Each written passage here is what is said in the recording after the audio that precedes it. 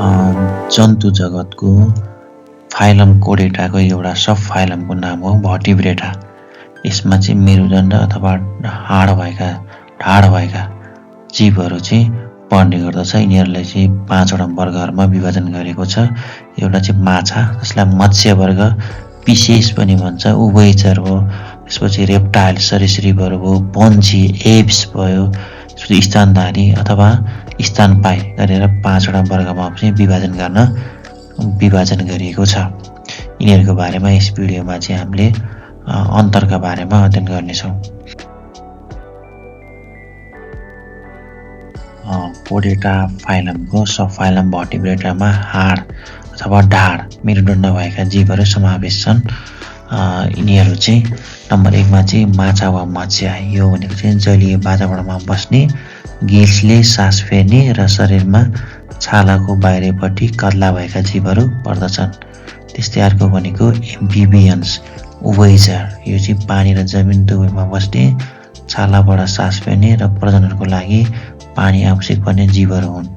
त्यस्तै अर्को थर्ड भनेको रेप्टाइल्स सरीसृपहरू। यिनीहरू चाहिँ जमिनमा घसेर हिँड्ने, शरीरमा केराटिनबाट बनेका कत्ला भएका र अन्डा दिने जीवहरू पर्दछन्। त्यस्तै अर्को भनेको बर्ड्स पन्छी, पखेटा भएका, उड्न सक्ने र शरीरमा प्वाखले ढाकेका समतापी जीवहरू चाहिँ पन्छी वर्गमा पर्दछन्। त्यस्तै स्तनधारीमा चाहिँ शरीरमा वा जीवनको कुनै चरणमा रौँ भएका, शरीरमा रौँ हुने, स्तनपान गराउने, स्तनपान भनेको दुध चुसाउने र समतापी जीवहरू चाहिँ स्तनधारी अन्तर्गत पर्दछन्।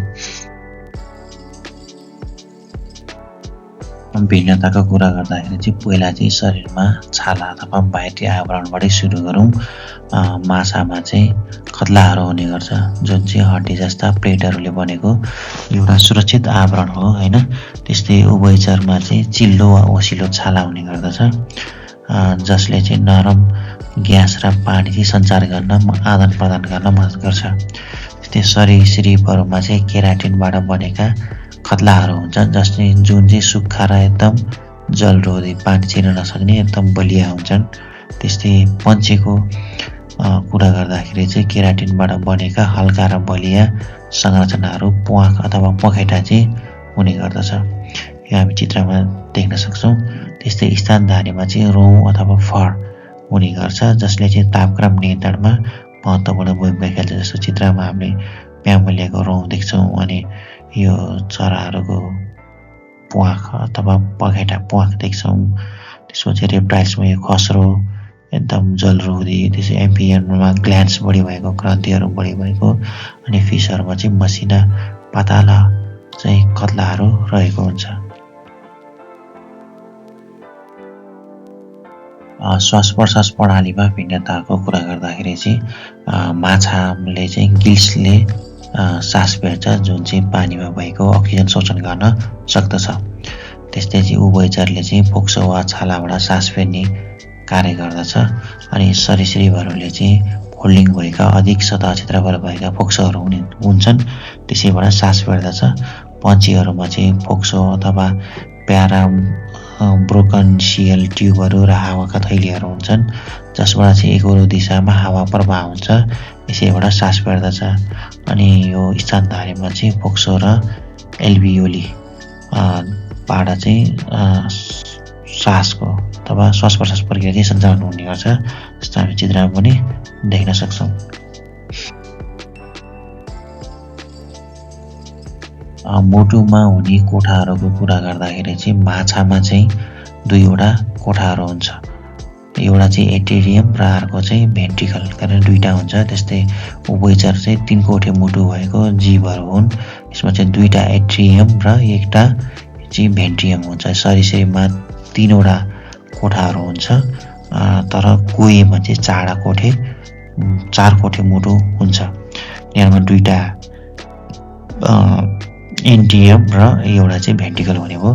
जस्तै पन्छीमा चाहिँ 4 कोठे मुटु हुन्छ, 2टा एट्रियम र 2टा भेन्ट्रिकल। अनि म्यामल्समा पनि 4 कोठे हृदय हुन्छ, 2टा एट्रियम र 2टा भेन्ट्रिकल। प्रजनन प्रणालीमा भिन्नताको कुरा गर्दाखेरि चाहिँ यस वर्गमा यसमा भएका 5वटा वर्गमा नै एकदम विकसित खालको प्रजनन प्रणाली चाहिँ हुने गर्दछ। माछा चाहिँ कस्तो हुन्छ भने ओभिप्यारस र बाह्य गर्भधान हुने हुन्छ। ओभिप्यारस भनेको अन्डा पार्ने अनि बाह्य गर्भधान भनेको पोथीको अन्डा र पालेको शुक्र कीटहरू चाहिँ स्पर्महरू चाहिँ त्यो पोथीको शरीरभन्दा बाहिर नै मिलन हुने प्रक्रियालाई भन्छ बाह्य गर्भधान। यस्तो खालको गर्भधान चाहिँ माछामा हुने गर्छ। त्यस्तै उभयचर पनि ओभिप्यारस र बाह्य गर्भधान हुने जीवहरू हो। त्यस्तै अनि सरीसृप पनि ओभिप्यारस र भित्री गर्भधान हुने जीव हो। यो चाहिँ कस्तो हो भने ओभिप्यारस भनेको अन्डा पार्ने, त्यसपछि भित्री गर्भधान भनेको पोथीको शरीरमा नै पालेर पोथीबाट आएका शुक्रकीट र अन्डा चाहिँ मिलन हुने र पोथीको शरीरभित्र नै गर्भधान हुने प्रक्रिया हुन्छ। यिनीहरूले अन्डा पार्छ जुन चाहिँ जमिनमा पार्दछ। त्यस्तै पन्छी पनि ओभिप्यारस र भित्री गर्भधान हुने यो सरीसृप र पन्छी सेम उस्तै हो। यिनीहरू चाहिँ गोलमा चाहिँ अन्डा पार्ने कार्य हुन्छ। त्यस्तै स्तनधारी चाहिँ भिभिप्यारस भनेको बच्चा जन्माउने, अन्डा नपारिकन सिधै बच्चा जन्माउने जीवहरूलाई भिभिप्यारस जीव भनिन्छ। अनि यिनीहरूमा पनि आन्तरिक गर्भधान हुन्छ, जसलाई चाहिँ बच्चा जन्मिसकेपछि दुध चुसाउने कार्य गर्दछ।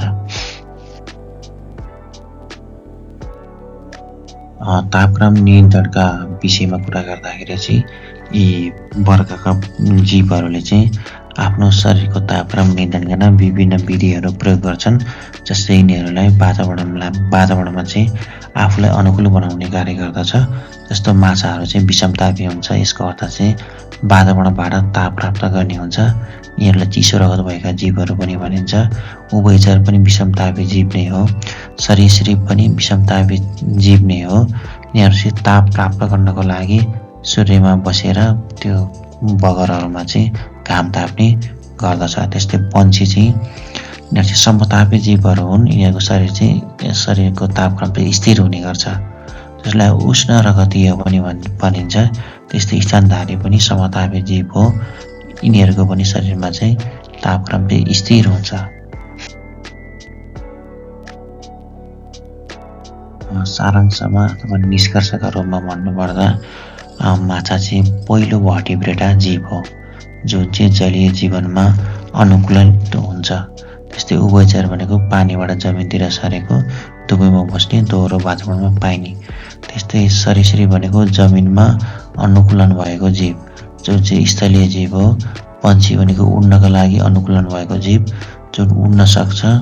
अनि स्तनधारी भनेको सबैभन्दा जटिल र विविध खालको जीव हो। यो चाहिँ विविध अनुकूलनहरू भएको हुन्छ। अनि शरीरको आवरणको कुरा गर्दाखेरि माछा कत्ला, अनि यो उभयचर छाला, त्यसपछि सरीसृप पनि कत्ला हुन्छ, पन्छीहरूमा पखेटा हुन्छ, अनि स्तनधारीमा चाहिँ रौँ हुन्छ। त्यस्तै हृदय भनेको माछा 2 कोठे, उभयचर र सरीसृप 3 कोठे, पन्छी र स्तनधारी 4 कोठे हुन्छ। श्वास प्रश्वास क्रिया पनि किल, छाला, फोक्सो, जटिल फोक्सो यस्तो किसिमको हुन्छ। अनि यो 3वटा वर्ग चाहिँ विषमतापी अनि अन्तिमको एउटा चाहिँ समतापी हुने गर्दछ।